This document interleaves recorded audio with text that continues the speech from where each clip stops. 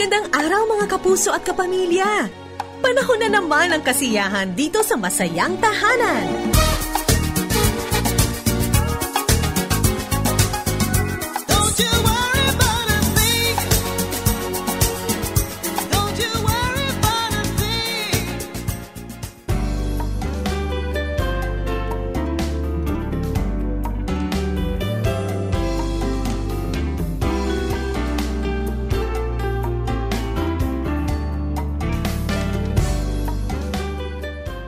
Magandang araw sa lahat ng ating mga ka-family. Ito po ang inyong Masayang Tahanan. Palatuntunang hatid sa inyo ng Back to the Bible Philippines na magdiriwang ng kanyang 66th anniversary. Malapit na po.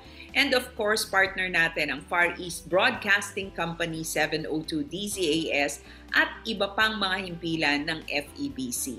Ako po ang inyong kumare forever, Maloy Malibiran sa Lumbides. Kamusta po ang lahat? Ngayon ay talagang excited tayo dahil meron tayong isang ama ng tahanan na ating makakakwentuhan ngayon. Napakabilis po ng panahon, kailan lang ay nagbabatian ng Happy Father's Day, pero ngayon nasa buwan na po tayo ng Hulyo. July na, first na araw ng buwan ng Hulyo. Kaya nagpapaspas po. Talagang ang daming mga kinakailangang habulin, tapusin. Of course, ang mga anak natin, yung iba enjoying their vacation bago magsimula ang panibagong school year na naman.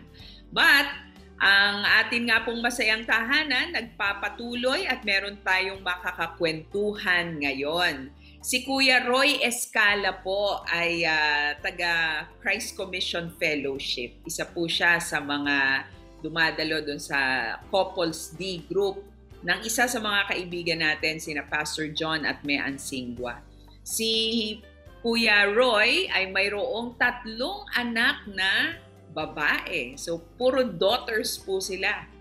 37 years na na-married kay Ate Lenny at masayang-masaya sila ngayon dahil nagsimula na yung kanilang apostolic ministry. Meron na po silang isang apo. Kaya tatanungin natin kung kamusta ang buhay ng pamilya Escala buhat sa kanila pong ama ng tahanan, haligi ng tahanan, si Kuya Roy Escala. Kuya Roy, kamusta po kayo? Kamusta ang family?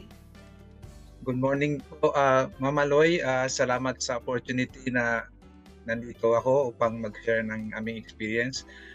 Kung kumusta naman po ang pamilya namin, kami naman po ay masaya. Nasa stage po kami na yun nga, papunta na doon sa may kanya-kanyang buhay yung mga anak, mga grown up na sila. May isang apo, tapos yung isa ongoing, incoming. So, purihin pa salamat sa Panginoon at napalaki din namin sila na mayroong foundation ng biblical foundation na mayroong pananalig sa Diyos. At sa gitna ng mga challenges as a parent, ay nairaos namin yung mga responsibility namin, nakatapos sila sa pag-aaral. So, at higit sa lahat, yung godly knowledge para sa kanila na kanilang paglaki ay tangan nila yon. So far yung mga challenges na parang papunta na halos 2 na lang kami. So masaya rin naman. So ang isang katuwaan na yung bang kasabihan na di bali na itong matanda, mayroon naman pinagkatandaan. Ayun. Yun. Salamat sa Panginoon. So far yung kami mag-asawa, okay naman po, although may naumpisa namin naramdaman. I am 58 years old this year and my wife is she will become 61. So mas maganda sa akin. So yun po ang tungkol sa aming pamilya. 35 years old yung panganay, pangalawa is 33, ang pangatlo is 29. So, tapos meron na po kayong magdadalawa na ang inyong apo. Opo. Kuya Roy, ano ang kaibahan noong nagpapalaki ng anak at ngayon naman ay ine-enjoy ang pagkakaroon ng apo? Malaking kaibahan ba? Meron yung feeling ba na nung nagpapalaki ka ng anak na andun yung mga uncertainties na paano sila palakihin, tapos ano ang dapat mong gagawin, paano klaseng disiplina.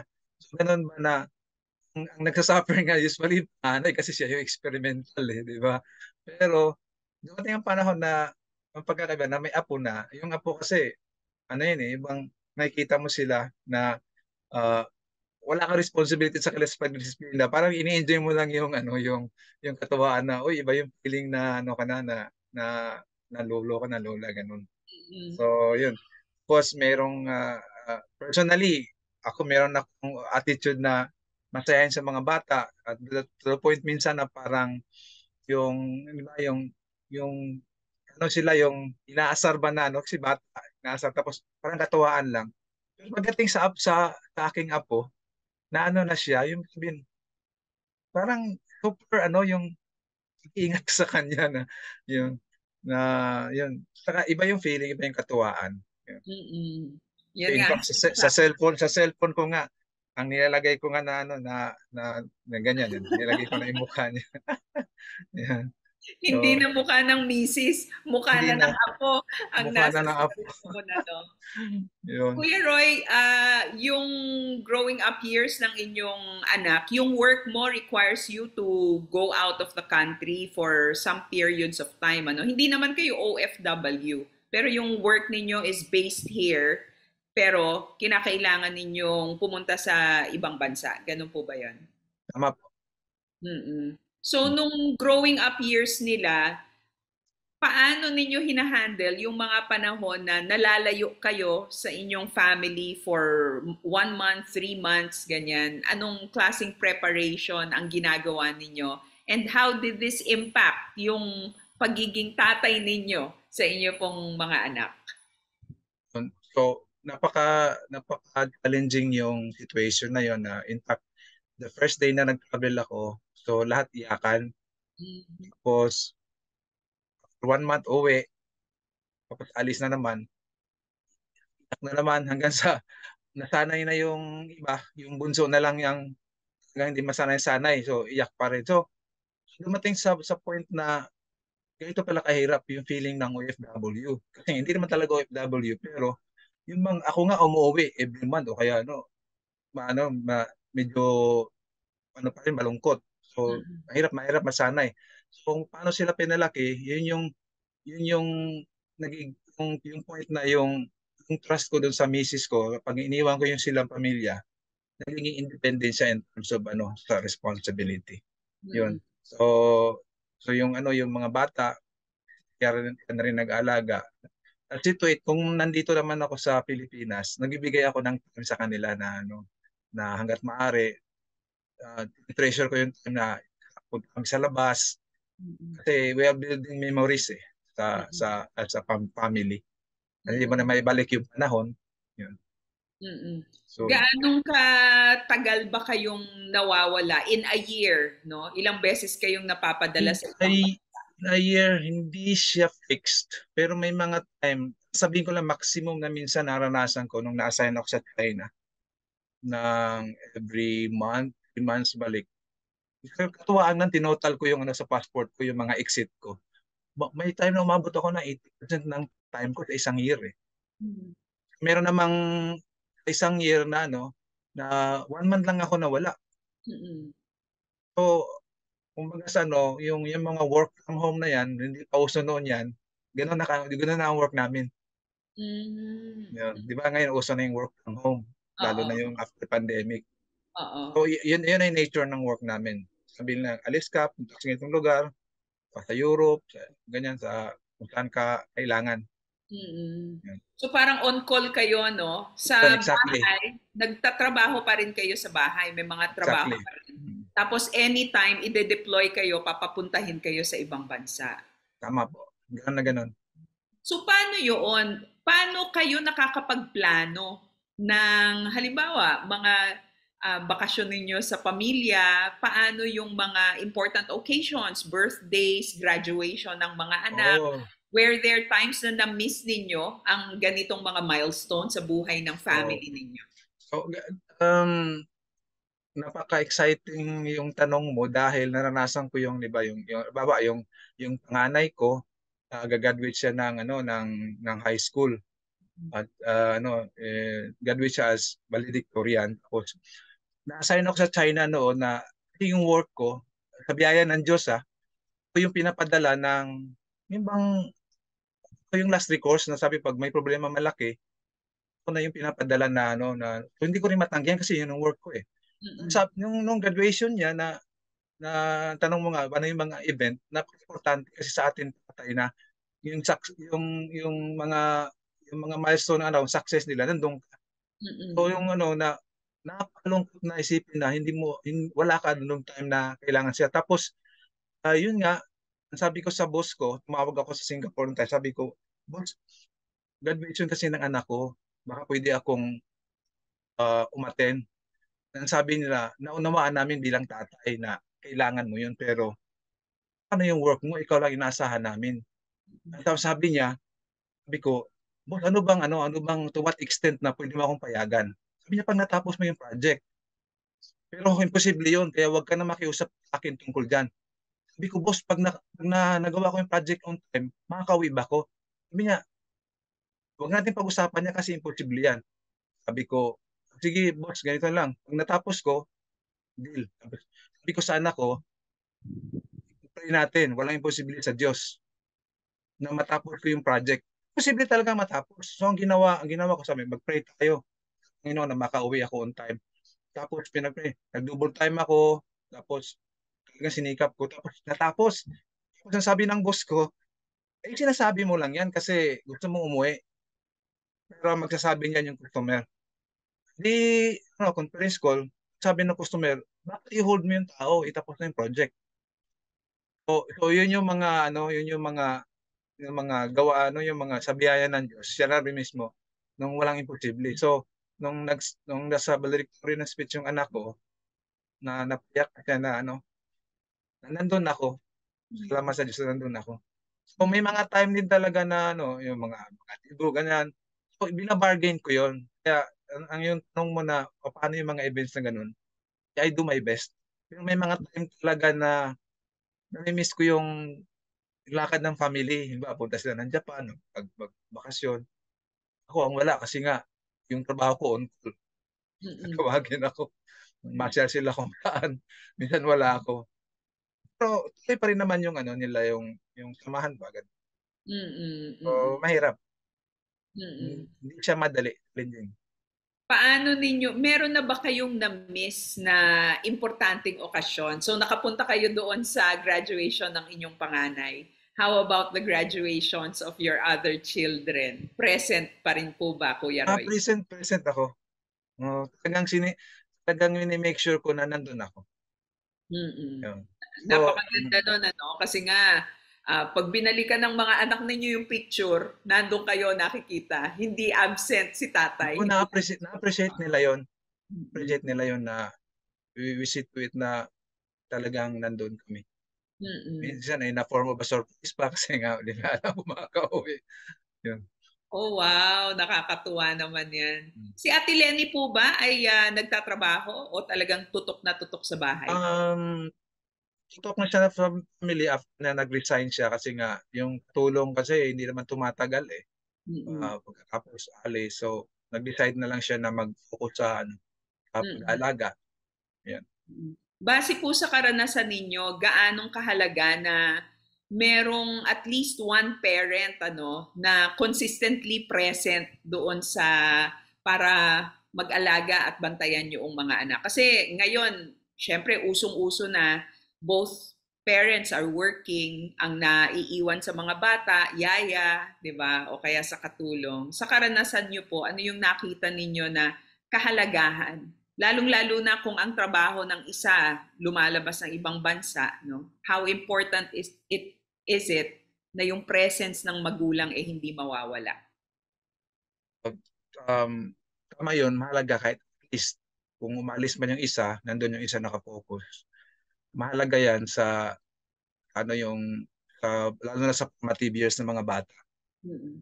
So, yung pagtutok ng nanay ay napakahalaga akala ng iba, nilalang lang nila yung pagiging nanay, pag-aalaga. Pero napakahalaga yon in a sense na yung mga bata, yung mga values na nakikita nila, natututukan ng nanay. So Mm-mm. emotionally, magdating ng araw, magiging stable din yung mga bata.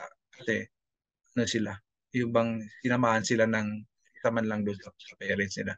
Usually sa nakikita ko yung mga hinanak na mga kabataan na wala talagang kahit ni isa na nakafocus. Yun.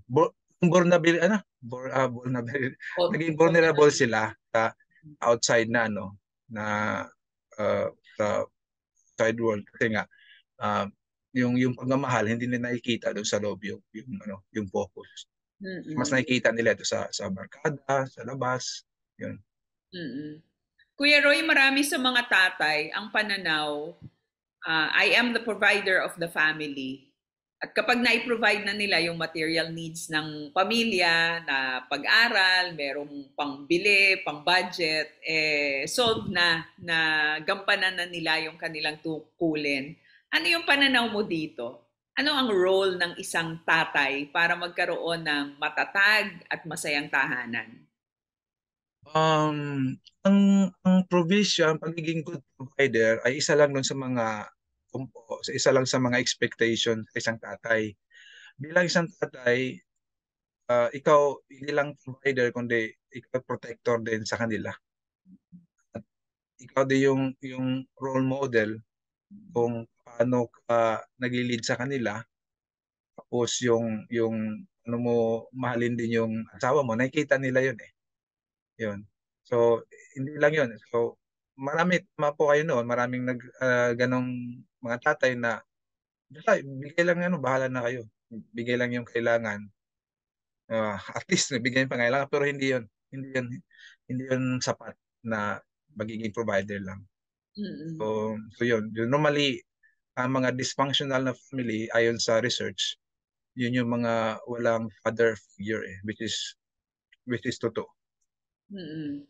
Mm. Kaya napakahalaga no na merong realization sa mga tatay na hindi Mm. lamang provider, ganda nung sinabi ninyo, protector din, role model, and spiritual leader din Yes. pagdating sa pamilya, hindi ba? Paano Mm. po nakakilala sa Panginoon ang inyong family, Kuya Roy? Kami laking laking simbahan sila pero mini-make sure na namin na maunawaan nila yung personal relationship nila sa Panginoon. It is a decision na they have to make na hindi lang yung sabay sa agos na lumaki ka lang doon. Yun ang danger kasi doon na lalaki lang sila na Kristiyano ako kasi nandun ako eh. So dumating yung point na they have to decide and uh, and make the Lord Jesus as their Lord and Savior. Mm-mm. Yun. So so ano nila yun, meron silang mga pagkakataon na ano nila yun, na tinanggap nila ang Panginoon sa buhay nila. Mm-mm. Totoo sa puso nila. So, hindi lang yung dahil yung father ko, mother ko, dito sila, dito rin kami. So, ganun. Mm. How about you, Kuya Roy? Ano yung naging turning point ng buhay mo nang tanggapin mo ang Diyos bilang So, Panginoon at yun, tagapagligtas? maganda yun kasi ano to, testimony. I grew up in a Protestant family. Tapos I studied in a Catholic school because may scholarship ako. Wala akong kawala. So, hindi ko pwedeng alisin yung subject na religion doon kasi nga part siya. So to make the story short, nandun ako, 4 years ako sa yung high school, may scholarship ako doon, wala akong choice. Naging curious ako in terms of religion. The highest grade that I had was religion. So sa isang grupo ng yun, yung majority ng ano natin sa Pilipinas, naging Roman Catholic ako by practice na okay naman ako kasi araw-araw matin ako ng misa, tapos nang uminyon ako, to the point na magpapari na ako. So, I need to be converted. Mm-mm. Pero ayaw pumayag ng mother ko kasi nga Protestant kami. So, sinabi naman sa Bible din na you have to honor your parents. So, in-honor ko yung mother ko, hindi ako tumuloy, nag-aral ako sa college. Nakatapos ako. Doon sa college, doon sa campus ministry, doon ako nakilala ng Panginoon na sobrang confidence ko na mabait ako, kasi ano ako, religyoso ako eh. So nung sinabi sa Isaiah, hindi ko lang maano yung verse, pero alam niyo yun, yung lahat ng kabutihan natin ay pawang basahan lamang sa harapan ng Diyos. Mm. Sabi ko, wow, hindi pala na-reach yung standard ng Diyos sa mga ginagawa ko. So honestly, doon yung turning point ko na kailangan ko ng tagapagligtas. Mm. Tinanggap ko ang Panginoon yung mga time ng mga 1980s, mga September yung 1980, mga 1981 ganun, sa campus Mm. ministry. Doon ako nag-umpisa. Tinanggap ko ang Panginoon at intentionally yung family ko, tinir ko yung gospel sa kanila. So ngayon, ano na sila, mananampalataya na sila. Mm. So, yun hindi ko talaga nilubayan so yung prayer talaga, iniyakan ko sa panalangin yung family ko na makilala sila sa Panginoon. Mm. At Mm. yun, purihin ang Panginoon sa biyaya niya. Mm. So hindi enough yung pagiging religious kahit na Hindi. marami tayong alam, nagbabasa ng Bible, nagpupunta ng simbahan, nagpe-pray ano, kung walang personal relationship sa Panginoong Jesus, Yes. all our works are filthy rags. Gaya nga ng sinabi ninyo kanina sa Isaiah 64 yun. Isaiah 64 verse Yun. 6. Salamat. So makikita natin talaga na kumikilos ang Panginoon sa ating mga buhay. Nagsimula sa inyo at nadala ninyo ang inyong pamilya, pati ang mga anak ninyo, and I'm sure you will also be a spiritual leader sa lives ng inyong mga apo. Kuya Roy, pagiging tatay, tatlo ang iyong anak na babae. Mm. Tatlo ang iyong anak na babae. So, ano ang relationship mo sa kanila? Are they open to you? Paano nung panahon na may nanliligaw na sa kanila? Stricto ka ba na tatay pagdating sa iyong tatlong daughters?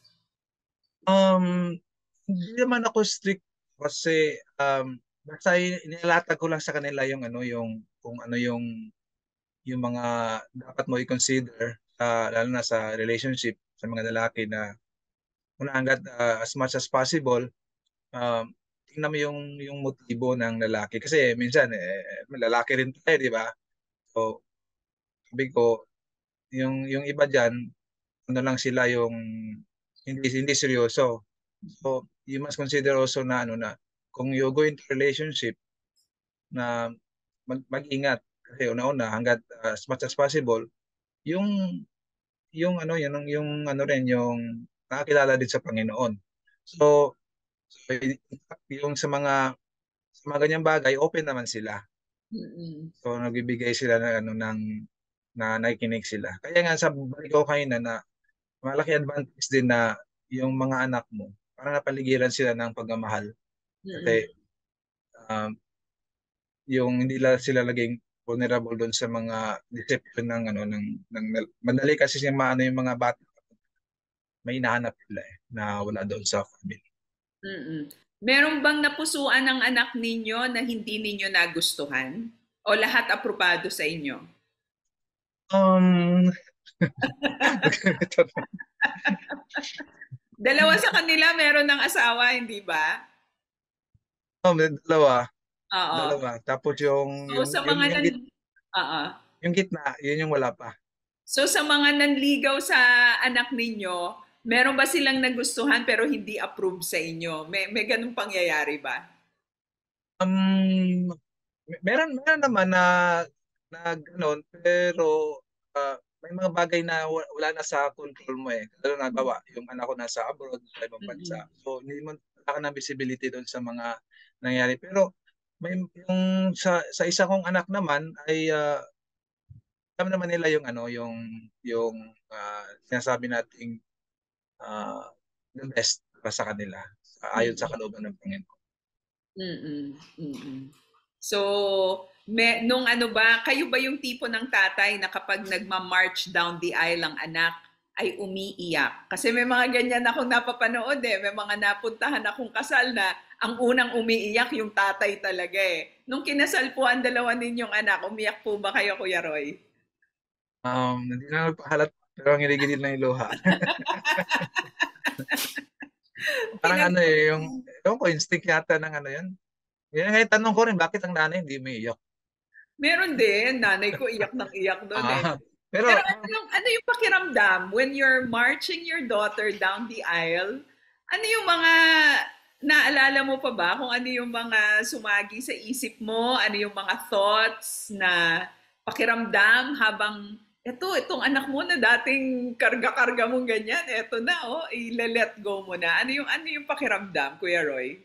ayun, pakiramdam na ito na yung time ng may kanya-kanya na silang buhay kasi biblically talagang ano na sila, magse-separate na talaga sila.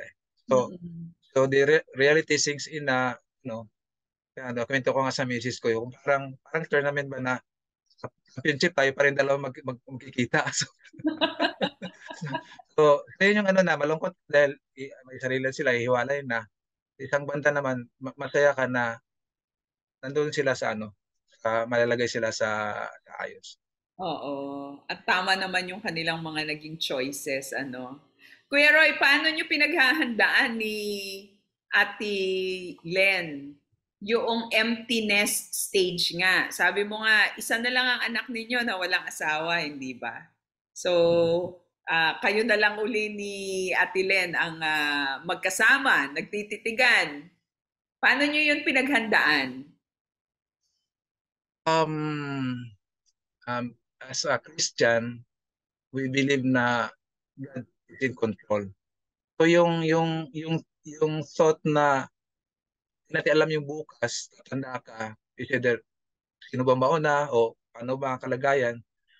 Ang isang consolation na meron kami ay kung, kung sino ang Diyos, pero Diyos natin, Panginoon natin.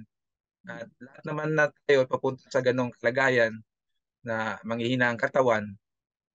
Pero yung nagpapalakas ng loob sa amin na yung hope na ang Panginoon siya pa rin magbibigay sa kanyang biyaya, ang kanyang peace ay mapasa amin kasi papasok na doon yung anxiety dahil nga bakit hindi ka nakikita na gaya ng kinikita mo dati.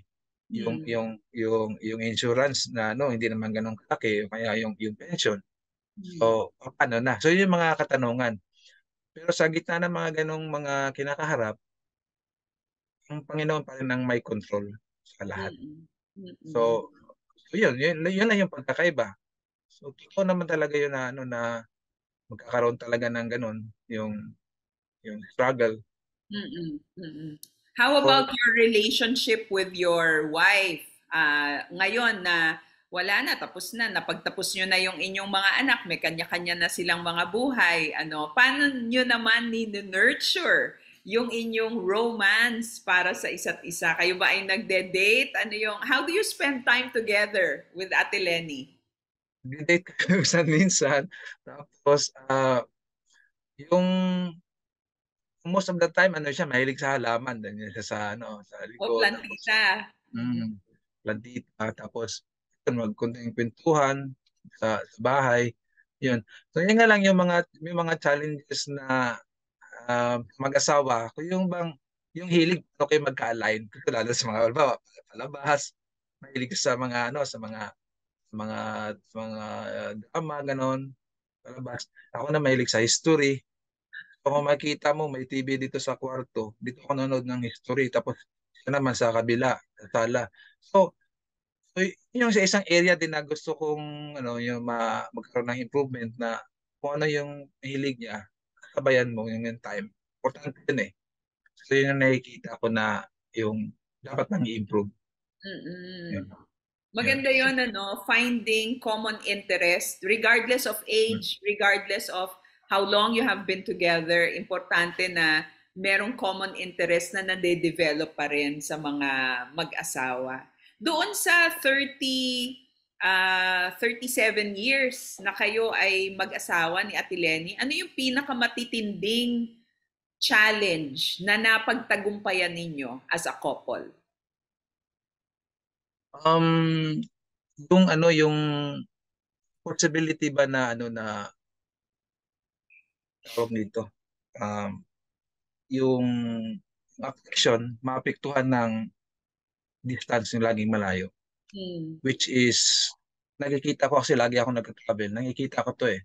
Hindi lang sinasabi ng sa Pilipinas na nangyari talaga. Ang daming nasisirang pamilya dahil sa ganitong klaseng setup.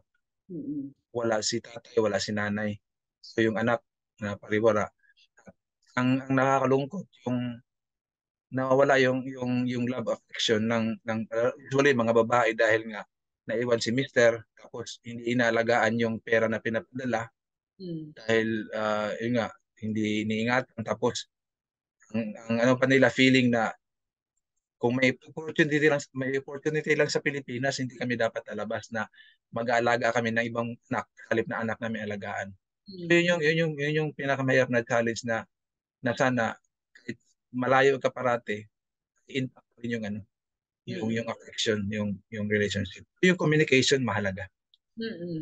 Paano ninyo ginawa ni Ate Lenny yun? Nung panahon na wala pang mga internet, wala pang mga cellphone, di ba? Tapos nawawala kayo 1 month, 3 months. So how did you keep the communication lines open? Meron sa company kasi namin, meron kaming kunting allowance para makapag-communicate. So binibigyan kami ng pagkakataon na, sige, tawagan mo yung family mo. Oo. Yun, So so overseas pa to. Overseas calls pa to. Overseas calls ka, mahal-mahal. Oo nga, ang mahal nun. Pero buti, well provided ng inyong kumpanya. Pagdating sa ministry, meron ba kayong mga ministry na kayo ba ay merong pinaglilingkuran ng mga ministries na sabay kayo ni Ate Lenny ngayon? Si Lenny meron siyang small group. Tapos ako member sa small group. Naging group leader ako for 2 months kasi nung nag-pandemic, doon ka na-form. Pero dahil nga sa nature ng work ko, laging labas, ibang time zone, na siya, ang hirap i-maintain ng yung timing kasi meron kaming, kahit sa family kami, meron kaming devotional sa family namin, sa mga parents ko. Yun lang maintain namin. Pero yung sa kasalukuyang ministry, yun, nasa ako sa D group. So ang prayer ko is maibalik yung magkakaroon ako ng D group uli. Yun naman din talaga ang passion ko. Na I believe also sa ministry na kasalukuyan na every time nalalabas ako, meron akong nawiwin na na share ng gospel. So yung kasama ko sa work dati, nasa day by day na siya ngayon. So sinira ko ng gospel yan dun sa Singapore. Kasi may mga atheist ako na mga kasama sa work na nami-meet ko. Nasisira ko rin ng gospel. Bahala ng Panginoon mangusap, mga Holy Spirit, kasi hindi ko naman gawain yung mag-convert. So yung mga Buddhist. So yun lang, yung ko sa Panginoon, hindi lang naman ito about work. Kundi yung purpose ng Panginoon sa buhay mo. So sa sphere of influence ko, ginagawa ko yung part ko to share the gospel. That's good, very intentional kayo na yung trabaho ninyo ay hindi lang upang kumita, but the Lord brings you to different places so that you can also shine, be salt and light wherever the Lord brings you or takes you. Kuya Roy, tayo ay makikinig muna sa isang awitin ngayon para rin sa ating mga viewers at mga listeners na nandito at nakatutok sa Masayang Tahanan. Let's have this music break at maya-maya ay babalikan natin at ipagpapatuloy ang ating kwentuhan kasama si Kuya Roy Escala. Ang tiwala na ang araw ay sisikat, o Diyos, sa'yo may pag-asa. Ang bukas ko'y tumitingkad, mga pangako ni Kristo, sadyang mapananalikan. Sa Kanya ang amin at oo, aking mapanghahawakan. Dumating man ang tag-ulan, ikaw ang aking silungan. Sa iyong salita naniniwala, pagkat tapat kailan pa man.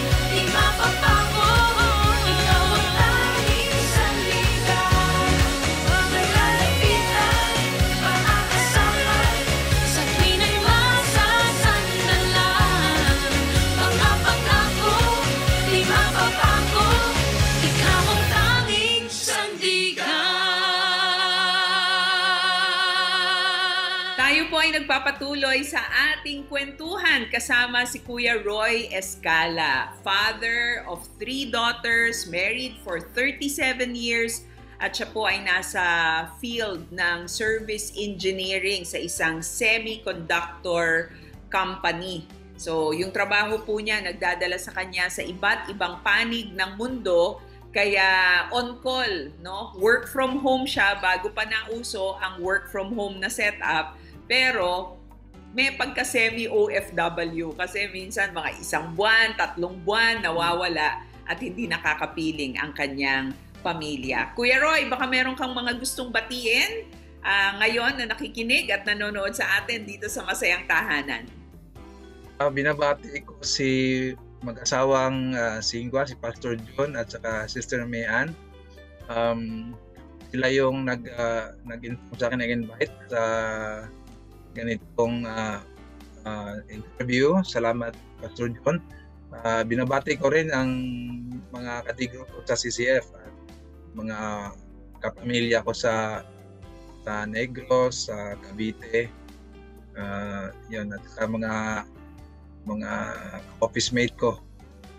Binabati ko rin yung anak ko sa Minnesota. May anak kayo sa Minnesota. Yung apo nyo ba nandun sa Minnesota? Yung apo ko isa nandito sa dito sa Libis. Nandito sila ng CCF Eastwood. Nasa CCF Eastwood. Okay. So, kaya pala ang inyong apo na i-enjoy nyo nandito sa Pilipinas, ano? Yung incoming, yun yung nasa Minnesota. Ayun, nako. Madadala siguro ang dalaw ninyo ni Ate Lenny doon sa US, ano, pag may apo na doon. Kuya Roy, gusto kong malaman doon sa 37 years ninyo ni Ate Lenny. Kasi nga, ngayon, usong-uso yung hiwalayan ng mga mag-asawa pag hindi na happy, kapag nagkaroon ng problema, ang mister, ang misis, ang nagiging solusyon kaagad ng maraming mga mag-asawa, naghihiwalay. Pero kayo, you have stood the test of time, 37 years. Ano ang sikreto? Paano nagtatagal ang pagsasama ng ganyang katagal? Sa amin kasi is marriage is a commitment. So, di ba, ito yung pinaka-pangako na laging nababali kasi nga, laging nababanggit doon na for richer, for poorer, ganun, di ba? For in health and in sickness, till death do us part. At hindi lang yon sa ceremony yon. Ang pinaka-principle talaga na pinangahawakan ko bilang asawa ay yung sinabi sa Bible na husbands love your wife as Christ loved the church. So hindi siya madali. Pero kung titingnan mo kung paano tayo mga Kristiyano, mga manampalataya na minsan pasaway, pero minahal tayo ng Panginoon. So we are work in progress. Minahal tayo ng Panginoon na inaalay yung buhay niya. Pero nagpapatuloy siya hanggang sa ma-perfect niya tayo. Kasi siya yung yung nagsabi mismo na ibigin ang kanyang salita, ibigin ng masawa kagaya ng pagmamahal ni Kristo. So, ang laging pinagkatalunan ng mag-asawa na hindi naman kaibig-ibig yung asawa ko, bakit ko siya ibigin? Tapos sabi sa isang banda, wife, give respect. Husband sabihin, hindi naman ka-respeto. Kalima talaga nauna. So sa akin, pinanghawakan ko yung salita ng Diyos na husband love your wives as Christ loved the church. Kasi hindi tayo perfect, pero minahal tayo ni Kristo. So ganun, strive ko yun, ina-apply ko yun sa na principle na ibigay ng asawa, gaya ng pagmamahal ni Kristo.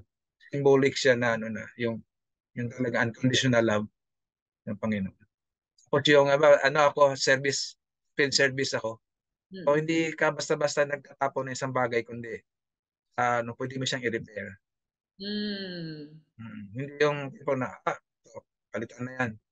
Hindi naman kasi, di ba, usually, pag nag-workout yung relationship, meron tayong way out. So, kung sa Pilipinas, sa ibang lugar, divorce, dito sa atin, annulment, ganyan.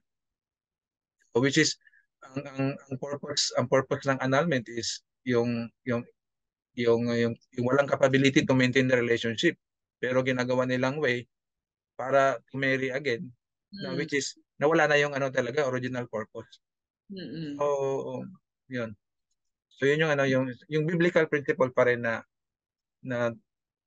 Kristo na tayo may yung kasi gusto ni Kristo i-present blameless. Mm. Sa akin imposible na yung asawa mo na ipipresent mo sa Panginoon na blameless pero sa biyaya ng Panginoon ano may chance pa namin habang may buhay ka may pag-asa. Mm. So hanggang sa mga ano we are work in progress ika na. Oo. We are a work in progress and all marriages are works in progress. At ang Yes. Diyos at yung mag-asawa ang siyang talagang magiging magkatuwang ano. Pero meron ako isang na met ma'am na nakakatuwang nakakatawa na isipin na sabi niya hindi totoo yung ano mag-asawa daw na nag-aaway. Never daw siya nakipag-away sa asawa niya. Sabi ko parang imposible naman yun. Sabi niya nasaan na yung asawa mo? Sabi niya patay na, maaga siya namatay. Sabi ko baka naman siguro hindi nag-i-express na sarili niya. Kaya baka kaya baka walang kaaway kasi nga wala na yung aawayin. Pero meron talagang disagreement na ano iwasan. Oo. Merong mga, kasi nga, dalawang personalidad, dalawang magkaibang tao, hindi ba? Biruin mo, magsasama, talagang merong conflict na mangyayari. Pero, yun nga, we can work it out. Ang ganda ng sinabi mo, Kuya Roy, kanina, hindi porke merong konting sira, itatapon mo na. Pwede yang ma-repair, 'di ba? Ang relationships pwedeng ma-repair. At kung isusuko natin 'yan sa Panginoon, kayang i-repair ng Panginoon ang mga relationships. So 37 years, sabi mo kanina pagdating sa mga panood, mga palabas, hindi kayo magkapareho ng interes ni Ate Lenny. Pero ano naman yung mga common interest ninyo? Saan kayo nagkakasundo? Pagdating sa ano, sa halaman, ano, mga sa tanim ganyan. Kasi may konti kami lote sa likod, may mga halaman kami prutas. Oo. Yan kami nagkakasundo. Siya mahilig magtanim, ako mahilig mag-harvest. So yan, nagiging magkatuwang kayo dyan, ano? Pagdating sa pagdisiplina sa anak ninyo, nung kayo'y lumalaki, nung sila ay lumalaki, were you on the same page? Sino ang disciplinarian sa inyong dalawa? Sino naman ang nang-spoil? Meron bang nang-spoil sa inyo? Wala, nagkasundo kami diyan. Hmm. Malinaw kami diyan kasi magiging double standard kasi pagka ang isa ay ano yung masalungat, parang sabihin yung magkakaroon ng confusion yung bata. Oo. So never never kami nag ano ng alam mo yung term na nag-side ng isa. Oo. So dapat naka-align. So, Hmm. malinaw 'yan. Sa simula't simula pa lang, talagang nagkasundo na kayo pagdating sa pagdidisiplin sa anak. Mhm. Napaka-importante niyan. Doon sa 37 years ninyo, ano yung mga bagay na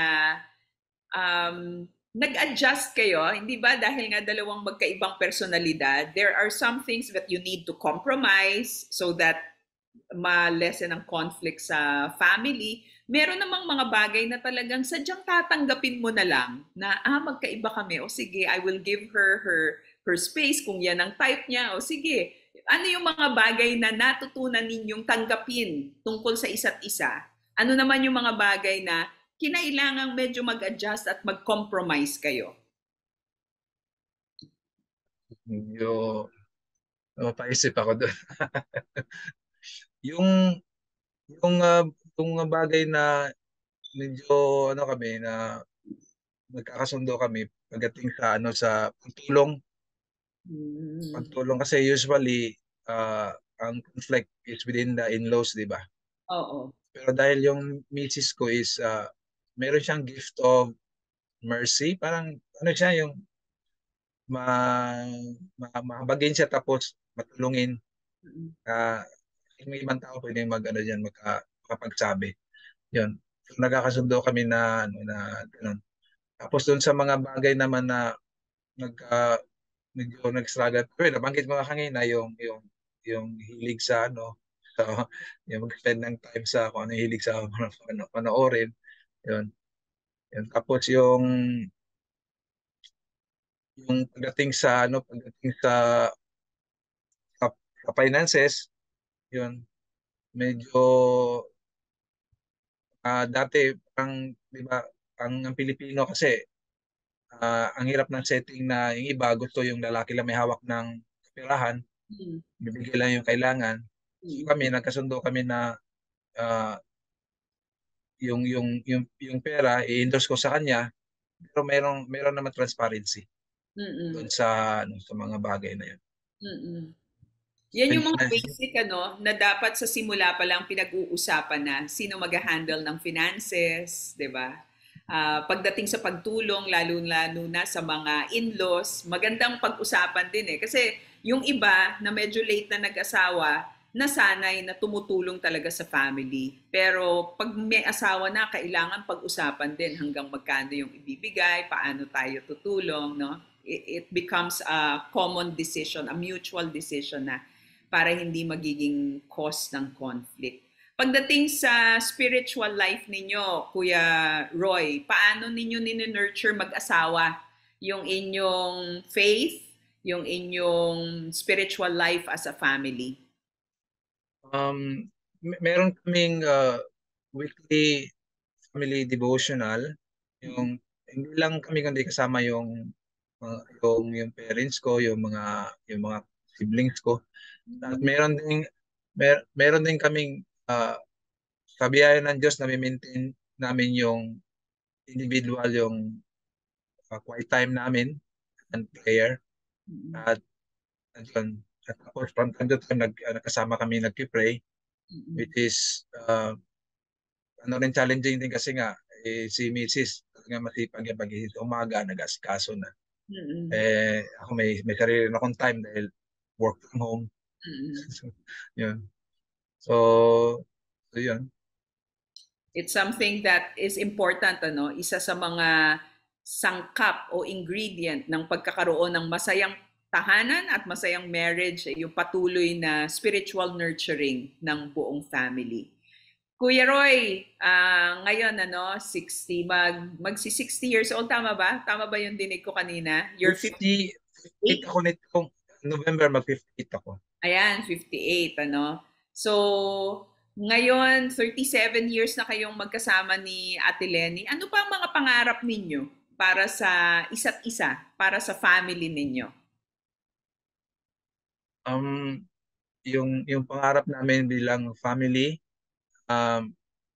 yung makita namin na yung mga anak namin ay stable sila in terms of family, relationship, ang mga direction sa nila sa kanila kanya-kanyang pamilya. At yung nais tulungan na matutulungan sila. So, hindi lang naman kasi kami binibless para lang sa amin, kundi para din sa iba. So, yan. So, ang isang blessing dahil si Lenny hindi siya materialistic. Ano siya yung simple lang, tapos yun. Mas gusto pa niyang yan, mahilig talaga tumulong. Kumbaga hindi high maintenance na asawa, kundi madaling mapasaya talaga. At ang kasiyahan ay ang tumulong sa kapwa. Nakakatuwa naman. Natutuwa ako na makilala kayo. Natutuwa ako na makasilip kahit bahagya sa Escala family. Thank you for sharing your journey with us, Kuya Roy, as a father, as a spiritual leader ng inyong pamilya. Allow me to pray for you at ipag-pray din natin yung mga pamilya na nakikinig sa ating program ngayon. Let's pray.